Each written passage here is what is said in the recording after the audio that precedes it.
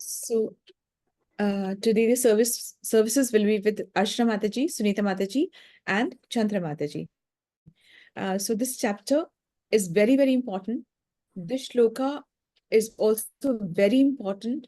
और इसमें भगवान ने खुद कहा है, मैं कह रहा हूँ ध्यान से सुनो, ऐसा श्लोक में खुद भगवान ने कहा है.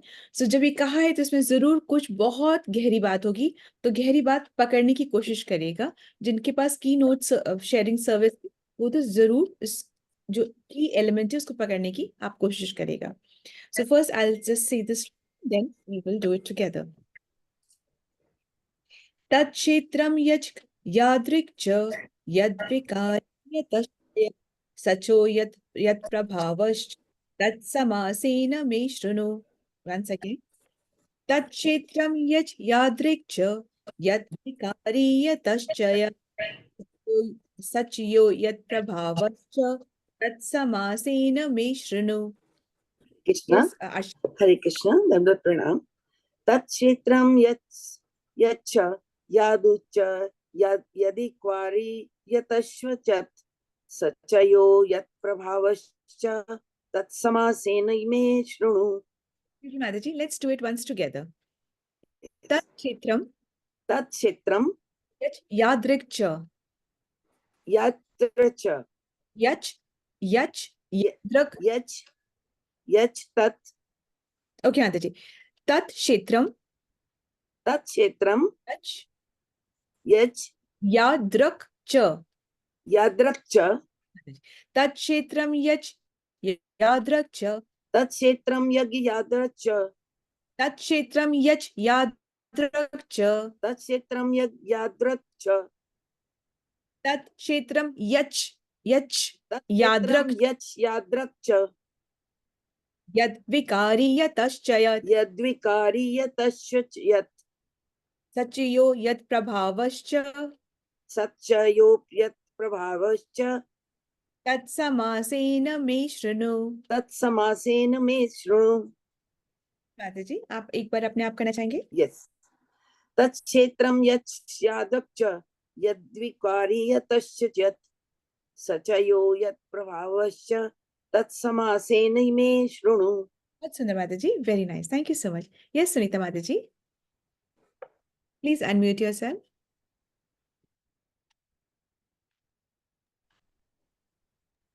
Yes, माताजी. जी माताजी, माताजी आपके साथ करूंगी ना. तत् क्षेत्रम तत् क्षेत्रम यच यादृक् च यादृक् च तत् क्षेत्रम यच यादृक् च तत् क्षेत्रम यच यादृक् च यद्विकारी यतश्चयत् यद्विकारी यतश्चयत् सचयो यत् प्रभावश्च सचयो यत् प्रभावश्च तत्समासेन मे शृणु. तत्समासेन मे शृणु. माताजी, very nice. Now by yourself, अपने आप. जी माताजी. तत्क्षेत्रम यच यादृक् च यादिकारी यतश्चयत् सचयो यत् भावप्र सचयो यत् भाव सचयो यत् प्रभावश्च तत्समासेन मे शृणु. ठीक है माताजी, very nice. अब इसको करें, आपका pronunciation ठीक है, फिर वो हो जाएगा, आपको प्रैक्टिस हो जाएगी. चंद्र माताजी, will you be able to take the shloka? जी माताजी, हरे कृष्णा, दंडवत प्रणाम सबको. तत्क्षेत्रम यत्र यादृक् यदिकारी यतश्चयत् स च यो सत् प्रभावश्च तत्समासेन मे शृणु. माताजी, एक बार टुगेदर कर लेते. जी. तत्क्षेत्रम यच यादृक् च तत्क्षेत्रम यत्र यादृक् च तत्क्षेत्रम यच यादृक् च तत्क्षेत्रम यच् यादृक् च यद्विकारी यतश्चयत् यद्विकारी यतश्चयत् सचयो यत् प्रभावश्च सचयो यत् प्रभावश्च तत्समासेन मे शृणु. तत्समासेन मे शृणु. Beautiful, Mataji. Now please read the तत्र translation. क्षेत्रम, Okay. Yes, Mataji. मैं एक बार दोबारा संस्कृत में कर लूं माता Sure, जी? please. जी। तत्क्षेत्रम यज्ञस्य यादृक् यद्विकारी यत्क्षयत् स च यो यत्प्रभावस्य तत्समानेन मे जी, मैम। शृणु। अब तुम मुझसे यह सब संक्षेप में सुनो कि कर्म क्षेत्र क्या है, यह किस प्रकार बना है, इसमें क्या परिवर्तन होते हैं, यह कहाँ से उत्पन्न होता है, इस कर्म क्षेत्र को जानने वाला कौन है और उसके क्या प्रभाव है। Thank you, Mataji. Thank you so much. Now, इसमें पहले हम एक्सप्लेनेशन समझते हैं, फिर हम श्लोका एक्सप्लेनेशन में आएंगे। सो जो हम एक्सप्लेनेशन समझते हैं, सो ये यहाँ पर जो ये 13 श्लोका है, वहां से हमारा ज्ञान योग का सेक्शन शुरू हो चुका है। 13 to 18 जो है, ये लास्ट सेक्शन में हम हैं भगवत गीता के, और ये ज्ञान योग का सेक्शन है। तो इसके पहले क्या था? एक्चुअल जो पूरी कंप्लीट भगवत गीता है, उसको 3 भागों में डिवाइड किया गया है। जो फर्स्ट भाग है, 1 to 6 है, उसमें कर्म बताते हैं। तो बताते हैं कि कर्म करके कैसे हम भगवत प्राप्ति कर सकते हैं, कर्म के माध्यम से भगवत प्राप्ति कैसे हो सकती है। जैसे जो बोल रहे हैं ना, वर्क इज वर्शिप, ठीक है, उसके बाद हम वर्क इस वर्शिप को कैसे बना करके और कैसे भगवत प्राप्ति कर सकते हैं। फिर उसके कहते हैं जो लास्ट के जो है वो 13 to 18 जो है वो ज्ञान है, कि ज्ञान के माध्यम से हम कैसे भगवत प्राप्ति कर सकते हैं। और जो बीच का जो है वो बहुत जूसी जो पैटी है, बर्गर की जो बीच की जो जूसी पैटी है, वो क्या है? भक्ति योग है। उसमें भक्ति योग में कि बताते हैं कि भक्ति ही जीवन का सार है, और किस प्रकार से आत्मा, प्रकृति और परमात्मा आपस में सब मिले हुए हैं। आत्मा, प्रकृति और परमात्मा सब आपस में मिले हुए हैं, और इसको समझना बहुत जरूरी है। तो ये 3 सेक्शन है हमारे भगवत गीता के, ठीक है। कहने का तात्पर्य सिंपल सा ये है कि चाहे हम कर्म की दृष्टि से देख लें और चाहे हम ज्ञान की दृष्टि से देख लें, जीवन का सार भक्ति में ही है। चाहे हम कर्म कर की दृष्टि से देख लें और चाहे हम ज्ञान की दृष्टि से देख लें, भक्ति है। और भक्ति का मतलब क्या होता है? कि भक्ति का मतलब है डिवोशनल सर्विस, मतलब सेवा करना ही भक्ति है। और सेवा हम कैसे करेंगे? अपनी सारी जो इंद्रियां हैं उनके माध्यम से हम भगवान की सेवा करेंगे, उनकी प्रसन्नता के लिए सेवा करेंगे, ठीक है। तो अब यहाँ पर पहले तो एक एलिमेंट ये है कि पहले वाले श्लोकों में अर्जुन ने 6 प्रश्न किए थे। अर्जुन ने 6 प्रश्न किए थे कि मुझे ये नहीं समझ में आ रहा है कि 6 शब्दों का अर्थ क्या है। वो 6 शब्द क्या थे? कि प्रकृति क्या है और पुरुष क्या है, प्रकृति क्या है, पुरुष क्या है, ज्ञान क्या है, ज्ञेय क्या है, और लास्ट वाला क्या पूछा था? क्षेत्र क्या है और क्षेत्रज्ञ क्या है, ठीक है। भगवान इसको सबको बहुत ही इलेबोरेट तरीके से समझाएंगे। तो इस वाले श्लोक में भगवान ने क्षेत्र और क्षेत्रज्ञ जो है ना क्वेश्चन, उसको समझाने का इसमें रिस्पॉन्सिबिलिटी ली है। तो उसको समझाएंगे क्षेत्र और क्षेत्रज्ञ क्या है, ठीक है। अगर हम पूरा देखें ना, इस पूरे ब्रह्मांड में थोड़ा घुमा के देखें और सोच के देखें, तो एक्चुअली सिर्फ 3 ही चीजों की या 3 ही सब्जेक्ट की बातें हो रही हैं। 3 सब्जेक्ट क्या है? एक जीवात्मा है, एक जीवात्मा है, एक ये प्रकृति है, और एक परमात्मा है, ठीक है। यही 3 चीज की बात हो रही है, और कोई चौथी चीज है ही नहीं, इतनी सी बात है बस। और अब आप देखिएगा कैसे है। एनीवे, तो अब है ना, अब इस वाले में जैसे क्षेत्र और क्षेत्रज्ञ की बात हो रही है, तो क्षेत्र और क्षेत्रज्ञ में भी क्षेत्र क्या है? क्षेत्र बॉडी है, फील्ड ऑफ एक्टिविटी है। क्षेत्र मतलब जहां पर रहकर, जैसे फील्ड मतलब फील्ड क्या होता है? खेत। जहां पे किसान को खेत चाहिए, वहीं पर वो बीज बोएगा और फसल काटेगा। मनुष्य को भी कोई जगह चाहिए जहां पे वो कर्म करेगा, और कर्म से जो उसके रिएक्शंस होंगे उसको रिसीव करेगा। तो हर एक को कुछ ना कुछ चाहिए वो करने के लिए। जो अंदर जो जीवात्मा है उसको भी बॉडी चाहिए, उसको भी बॉडी चाहिए कर्म करने के लिए। और फिर वो कर्म जो करेगा, जिस मति में वो करेगा, जिस जिस इच्छा से वो करेगा उसके उसको रिएक्शंस मिलेंगे। तो इसलिए ये बॉडी के बारे में जानना और बॉडी के अंदर जो जीव आत्मा बैठी है उसके बारे में जानना बहुत ज्यादा जरूरी है। ठीक है, तो अब इसके अंदर में भी 6 क्वेश्चंस पूछे गए हैं, 6 क्वेश्चंस पूछे गए। तो 6 क्वेश्चंस में 4 तो क्षेत्र के बारे में पूछे गए और 2 क्षेत्रज्ञ के बारे में पूछे गए। मतलब क्या हुआ इसका? Any idea? कि मैं हम जो बोल रहे हैं कि 4 क्षेत्र के बारे में 4 किसके बारे में पूछे गए, मतलब कि 4 क्वेश्चंस किसके बारे में पूछे गए? बॉडी के बारे में पूछे गए। ठीक है, और 2 क्षेत्रज्ञ के बारे में पूछे गए। क्या क्षेत्रज्ञ के बारे में पूछे गए? मतलब आत्मा हाँ के बारे में। ठीक है, तो 4 क्वेश्चंस बॉडी के बारे में पूछे गए। ये बॉडी, और अभी आप देखना ये बात कि जो बॉडी हो रही है खाली हमारी बॉडी की बात नहीं हो रही, ये प्रकृति भी एक बॉडी है। ठीक है, उसके बाद और क्षेत्रज्ञ जो हमने बोला आत्मा, तो आत्मा हम देख चुके हैं, एक नहीं है 2 है। अंदर जो बैठी हुई है 2 बैठी हुई है। एक क्या है? जीवात्मा। और एक क्या है? परमात्मा शिरदाई कृष्ण। बिल्कुल, ये परमात्मा 2 अंदर बैठी हुई हैं। और बॉडी, इसी बॉडी के बारे में हम नहीं जानेंगे, हम ये प्रकृति बॉडी के बारे में जानेंगे। और एक और भी बात है, आत्मा जो हम कह रहे हैं ना, आत्मा परमात्मा बॉडी में बैठी हुई है, तो एक बॉडी है ये कि 2 बॉडी?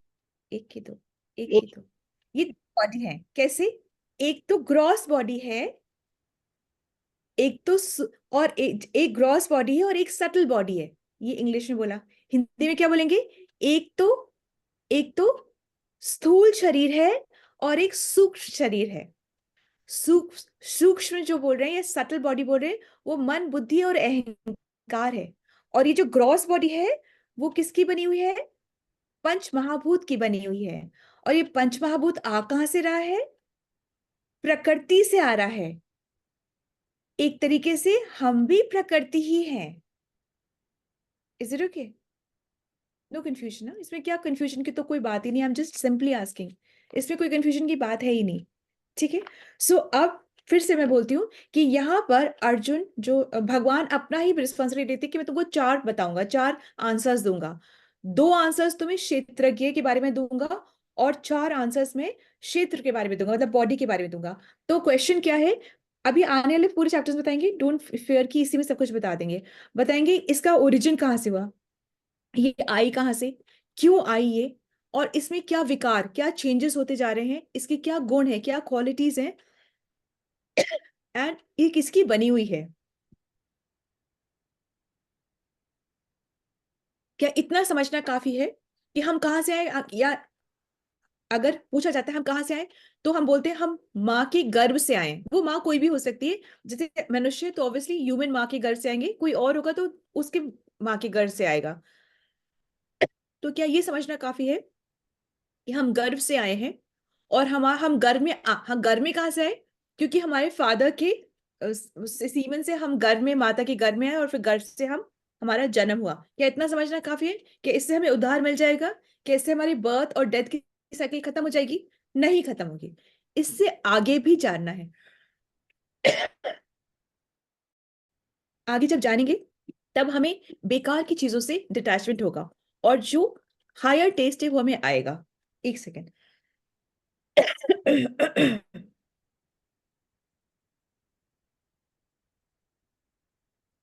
अब जो क्षेत्रज्ञ है अंदर जो बैठा हुआ है, 2 है, एक है आत्मा, जीवात्मा, और एक है परमात्मा।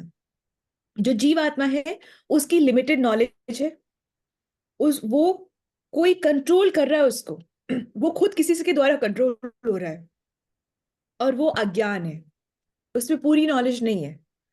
परंतु जो परमात्मा है वो कौन है? उनकी अनलिमिटेड नॉलेज है। वो सिर्फ हमारे अंदर बैठ करके हमारे शरीर के बारे में नहीं जानता है, बल्कि वो सबके अंदर बैठ करके सबके शरीर में जानता है। हम कोई थोड़े ना बैठे दूसरे के अंदर शरीर में, हम तो अपने शरीर में बैठे हैं और हम थोड़ा बहुत अपने शरीर के बारे में जानते हैं। परंतु परमात्मा सबके शरीर में बैठा है और सबके शरीर के बारे में जानता है, तो अनलिमिटेड नॉलेज है। ठीक है, तो ये तो डिफरेंस हो गया, पर कुछ तो सिमिलर भी होगा, है। सिमिलर क्या है कि आत्मा और परमात्मा दोनों स्पिरिचुअल है, इटर्नल है, उस वो कभी ना मरती है न मरेगी, न जलती है न जलेगी, न गीली होती है न गीली होगी, न काटा जा सकता है न काटी जाएगी, कुछ नहीं हो सकता। किसका? आत्मा और परमात्मा दोनों का, ये सिमिलैरिटी है। फिर एक और सिमिलैरिटी है, वो क्या है? दोनों चेतन है। जब चेतन है मतलब उसमें लाइफ है। जब चेतन जो है हमारी बॉडी के अंदर है, तभी हमारी बॉडी में लाइफ है। ये चेतन चला गया, बॉडी खत्म हो गई, तो ये बॉडी एक्चुअली जड़ है, ये डेड है, और हर मिनट वो मर ही रही है। ये बॉडी कुछ नहीं है। इस बॉडी के अंदर जब चेतन है, चेतना है, तभी वो जीवित भी है। This is dead. ये प्रकृति से बनी है और ये डेड है। कहां से बनी है ये बॉडी? प्रकृति से। यार आप कुछ भी देख लो, ये फोन आप कुछ भी उठा के देख लो, मैं कैसे बताऊं आपको, ये जो करताल है, ये भी किससे बना हुआ है? ये भी प्रकृति से के एलिमेंट से ही बनी हुई है। कोई अलग से नहीं आया है यहाँ पे कोई भी चीज, परंतु क्योंकि इसमें अभी यहाँ पे चेतना नहीं है, इसलिए ये जड़ है। सपोजिंग से ये अगर यहाँ पर इस टेबल के ऊपर में ये रखा हुआ है सामान, और इसको अगले 150 साल किसी ने नहीं छुआ, तो क्या इसमें वो बात है कि ये उठ के यहां से वहां भी चला जाए? प्रकृति जड़ है, उसमें जब तक उसमें चेतना का जुड़ेगा नहीं, चेतना जुड़ेगी नहीं, ये चेतना का स्पर्श नहीं होगा, तब तक ये नहीं मूव कर सकती है। ये भी मूव अगले 200 साल तक अगर इसको कोई छुएगा नहीं, उठा के रखेगा नहीं, ये नहीं मूव कर सकती है। क्यों? क्योंकि ये जड़ है। चेतन हमारे अंदर, क्योंकि चेतना है, आत्मा है, इसलिए हम मूव कर सकते हैं, तो ये मूव होगी। ठीक है, इतनी बात समझ में आ रही है? अब हम आगे बढ़ते हैं। तो इस कहने का तात्पर्य ये है कि साथ साथ है अंदर, पर फिर भी डिफरेंस भी है और सिमिलैरिटी भी है। ठीक है, अब जो ये बॉडी है, अभी भी हमने बताया कि जो ये बॉडी है, ये किससे बनी है? ये प्रकृति से बनी है। ठीक है, ये बॉडी जो है ये प्रकृति से बनी है। अब तो इस बॉडी इस लेवल पर है, प्रकृति उसके हायर लेवल, सॉरी, प्रकृति लोअर लेवल की एनर्जी है, और बॉडी जो है वो हायर लेवल की एनर्जी है। ठीक है, प्रकृति लोअर लेवल की एनर्जी है, और बॉडी जो है हमारी वो हायर लेवल की एनर्जी है। अब हमारा क्या सिस्टम होना चाहिए कि हमको लोअर लेवल से हम बनते हैं, पर उसको सर्व नहीं करना है, हमको हायर लेवल को सर्व करना है। तो हमसे ऊंचा लेवल क्या है? देखो, सबसे बेस है प्रकृति है, वो इंफीरियर एनर्जी है। उसके ऊपर बॉडी है, बॉडी के ऊपर क्या एनर्जी हो गई? बात ही 3 चीज की हो रही है ना। देखो, मन प्रकृति, बुद्धि और अहंकार, मन बुद्धि और जीवात्मा। सूक्ष्म आत्मा पर। छोड़ दो। सबसे लोअर एनर्जी किसकी है? प्रकृति की है। मैं बोला 3 ही चीजों की बात हो रही है, प्रकृति, जीव और परमात्मा। 3 ही चीज की बात हो रही है, और चौथी चीज की बात ही नहीं हो रही है। अब सबसे नीचे लेवल पे है प्रकृति। ठीक है, उसके ऊपर लेवल पे क्या आ गया? जीवात्मा, मतलब जीव। अब सबसे टॉप लेवल पे क्या हुआ? परम परमात्मा। परमात्मा। परफेक्ट। अब ये जो जीवात्मा है, उसको क्या करना चाहिए? वो ऊपर परमात्मा की सर्विस करनी चाहिए ना, अपनी हायर की सर्विस करनी चाहिए भाई, की नहीं, ऊपर परमात्मा की सर्विस करनी चाहिए। पर ये जीवात्मा क्या कर रहा है? ये भ्रमित है। वो क्या करना चाहता है? भोगना चाहता है, खुद से भोगना चाहता है। तो ये इधर इसकी प्रकृति की सर्विस कर रहा है, प्रकृति को भोगना चाहता है। तो और जब वो प्रकृति को भोगना चाहता है, तो क्या होता है? तभी वो बंधन बनता है, तभी वो फंस जाता है यहाँ पे, वो सीख ही नहीं पाता और फंसा रहता है, और जन्म मृत्यु के कारण से बंधा रहता है। ठीक है, तो हमें क्या करना होता है? हमेशा अपने से ऊपर वाले को सर्व करना है, मतलब उसके एंजॉयमेंट के लिए है। तो एक्चुअली प्रकृति और हम भी एक तरीके से प्रकृति से ही बने हुए थे। हम दोनों जो है, उसको कंट्रोल कौन कर रहा है? परमात्मा कंट्रोल कर रहे हैं कि नहीं कर रहे? तो हमें जो कंट्रोलर है, जो मालिक है, उसको सर्व करना है कि नहीं करना है? पर हम क्या कर रहे हैं? हम प्रकृति के सर्व करने में, उसको भोगने में फंस गए।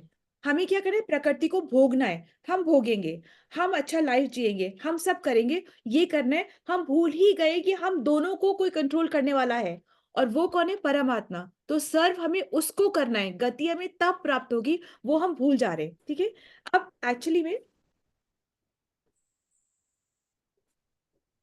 अगर हम सर्व करना चाहते तो हम सर्व कैसे करेंगे? सर्व, हम किसी को सेवा करना चाहते हैं तो हम सेवा कैसे करेंगे? पहले तो हम में वो सेवा कर, हम को क्या बोलते हैं उसको, सर्वेंट होना है। हमको सर्वेंट होना है और भगवान को मालिक समझना है, भगवान को कंट्रोलर समझना है। सेवा करने के लिए 3 चीजों की जरूरत होती है ना, एक क्या होता है सेवक की, और एक क्या होती है मालिक या भगवान की। और बीच में सेवा किससे, वो एक इंग्रेडिएंट भी तो चाहिए, वो पैराफिनेलिया भी तो चाहिए, वो सामग्री भी तो चाहिए। मैं सर्वेंट, भगवान जो है वो मालिक। मैं सेवा करना चाहती हूँ तो कैसे करूं? कुछ तो मुझे भी तो पैराफिनेलिया चाहिए, सामग्री चाहिए ना सेवा करने के लिए। वो सामग्री हम कहाँ से लेकर आएंगे? फिर वही बात होगी, बात 3 ही चीज की हो रही आत्मा कि परमात्मा की। परमात्मा की सेवा करना चाहता है तो करेगा कैसे? बताओ, करेगा कैसे? प्रकृति बिल्कुल ठीक, बिल्कुल ठीक, एकदम ठीक। बात 3 ही चीज की है, रिश्ता इन्हीं 3 चीज का समझना है ले दे करके। मैं जीवात्मा, मुझे परमात्मा की सेवा करनी है, करूंगी कैसे? भाई जो प्रकृति में जो भी कुछ अवेलेबल है उसी से लेकर के मैं जीवात्मा परमात्मा की सेवा करूंगी। पर अगर मेरी मति हो गई भ्रमित और मैंने सोचा ये जो भी कुछ है वो मेरे लिए है और शुरू कर दिया मैंने अपने लिए भोगना, अपने लिए भोगना, अपने लिए भोगना, तो क्या हुआ? बंधन में हम बंध गए। फिर हमारा आना जाना नहीं रुकेगा। तो क्या करें? कुछ ना खाएं, कुछ ना पिए, हम मेहनत करें, सब दे दें, क्या करें? ये करें कि जीवात्मा को परमात्मा की सेवा करनी है प्रकृति की चीजों से, और फिर परमात्मा जो हमें देता है उसको प्रसाद समझ के ग्रहण कर लेना है। हो गई खत्म बात। Is it okay? ये कॉन्सेप्ट जितना आसान लग रहा है ना, करने में उतना ही डिफिकल्ट है। पर यदि इसे तो आदत में डाल लिया तो जीवन उतना ही सरल है और उतना ही सिंपल है। Is it okay? सो मैं जीवात्मा परमात्मा की सेवा करना चाहती हूँ, और सेवा करूंगी किससे? इस प्रकृति में जो हमें फैसिलिटी मिली है उन सब से। और जब सेवा करती हूँ तो सेवा करने के पश्चात जो मुझे प्रसाद रूप में मिलता है मैं उसे ग्रहण करती हूँ, और without complaining, without being anxious, without getting into depression, without getting into anxiety, without questioning, मैं उसको ग्रहण करती हूँ। और जब मैं ग्रहण करती रहती हूँ तब मुझे सब बातों का मतलब भी समझ आते रहता है कि वो मुझे तब मुझे क्यों मिला था, कितना क्यों मिला था, वो मुझे सब कुछ समझ आते रहता है। धीमे धीमे, ग्रेजुअली, शनि शनि, एकदम से, एकदम से तो हम भी बच्चे को मतलब रोटी चावल नहीं खिलाना शुरू करते हैं ना, जैसे जैसे वो उसका सिस्टम तैयार होता है वैसे वैसे उसको खिलाते हैं। तो जैसे जैसे हम तैयार होते हैं वैसे वैसे हमारी जो जो चीजें हैं, वो हमारी जो सोच है उसमें क्लैरिटी आती जाती है और चीजें सरल होती जाती हैं। तो इस तरीके से है। तो बेसिक इज सर्विस। अच्छा, अब मैं जीवात्मा भी हो गई, भगवान भी हो गए, ये प्रकृति के सारे सामान भी हो गया, अब भी सर्विस नहीं करी मैं। क्यों? क्यों नहीं सर्विस करी? मैं जीवात्मा, भगवान की मुझे सेवा करनी है, परमात्मा की सेवा करनी है, सब कुछ प्रकृति का है, पर मैं सेवा नहीं कर रही। क्यों? अब क्या कमी आ गई? अब क्या प्रॉब्लम हो गई? मुझमें विकार है।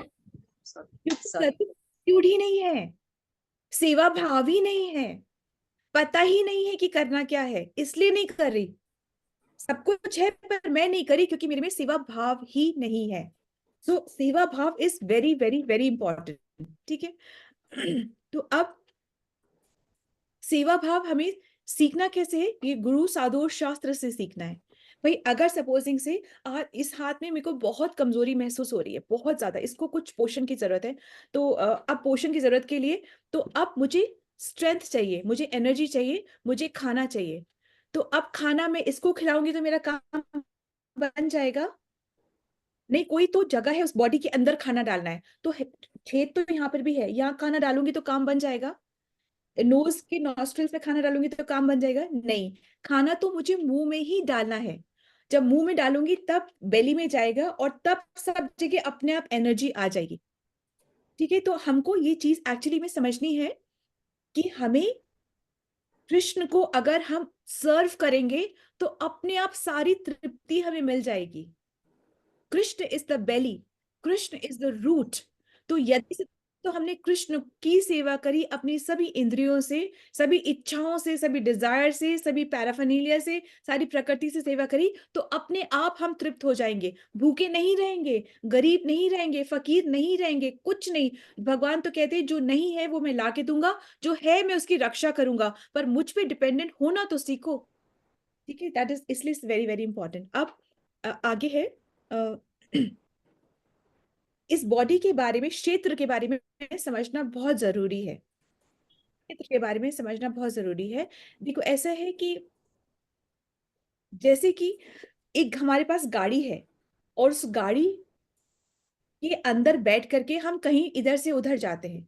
गाड़ी का हमें ध्यान रखना है क्योंकि जरूरी है कि उसमें डीजल है, वो उसका सर्विसिंग हो रखी है, मेंटेनेंस करना है, वो हमको ध्यान रखना है जिससे कि हम उसमें सुविधा से बैठ करके अपने गंतव्य तक पहुंच सके।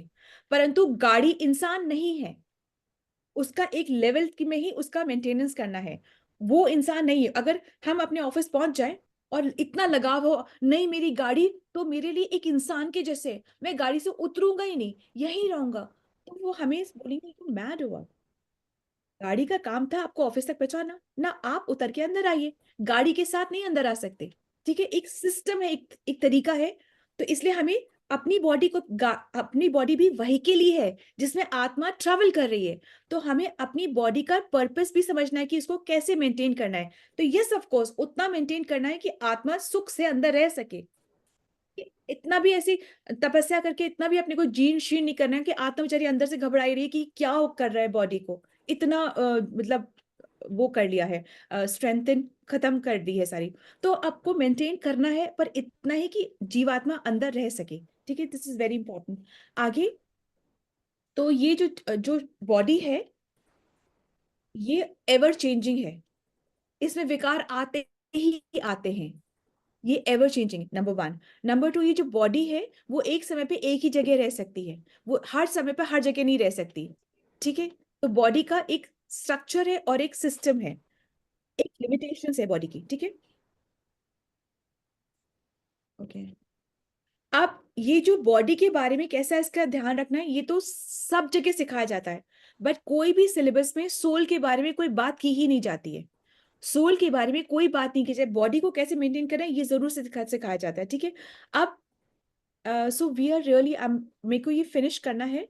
आई am sorry but I am getting little late. आप आरती फिर अपने आप भी कर लीजिएगा। ठीक है, I just finish this is very very very important.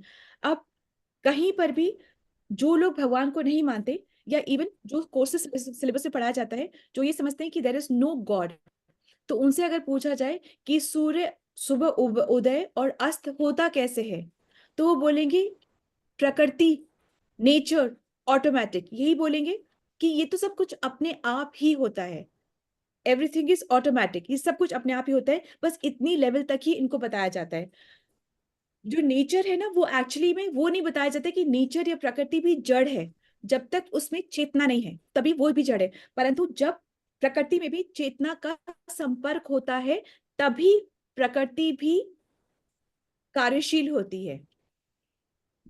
Matter में जब चेतना का संपर्क होता है तभी वो कार्यशील होती है, ये नहीं समझाया जाता है।